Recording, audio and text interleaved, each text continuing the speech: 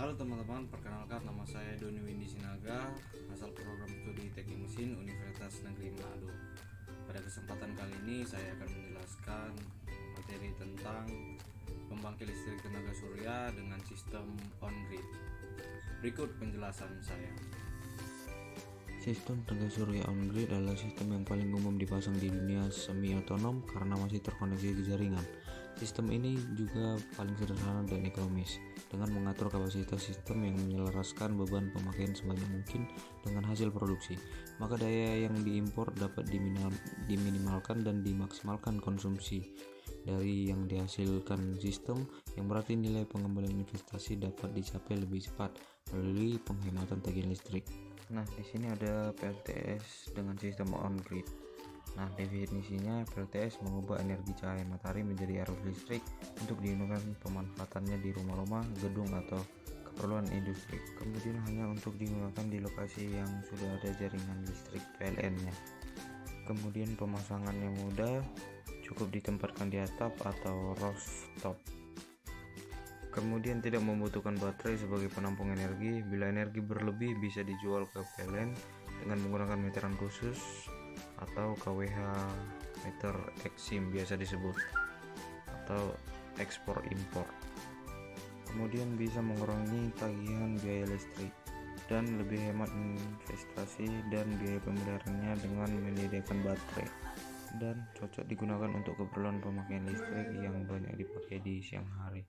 Contohnya ada usaha-usaha laundry atau industri dan beberapa aktivitas lainnya di siang hari. Nah, sekarang kita masuk ke blok diagramnya dulu.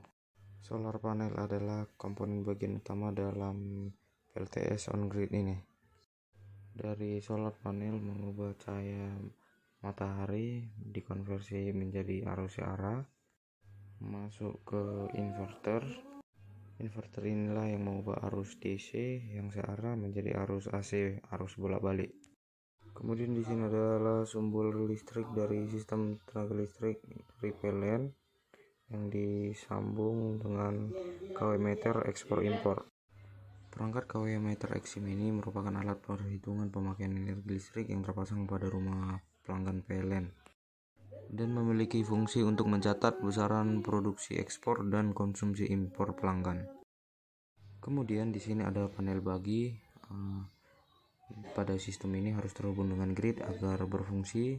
Sistem ini dapat mengirim kelebihan daya yang dihasilkan kembali ke jaringan ketika sel surya memproduksi daya lebih, sehingga ada surplus untuk digunakan nanti.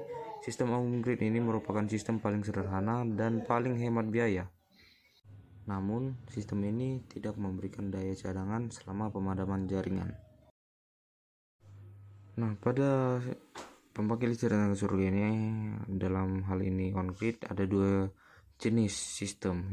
Yang pertama dengan backup, jadi menggunakan baterai sebagai cadangan bila listrik PLN mati untuk mengontrol inverter sehingga sistem tetap jalan. Kemudian kedua tanpa backup, jadi tidak menggunakan baterai sehingga bila listrik PLN padam, sistem akan ikut padam juga.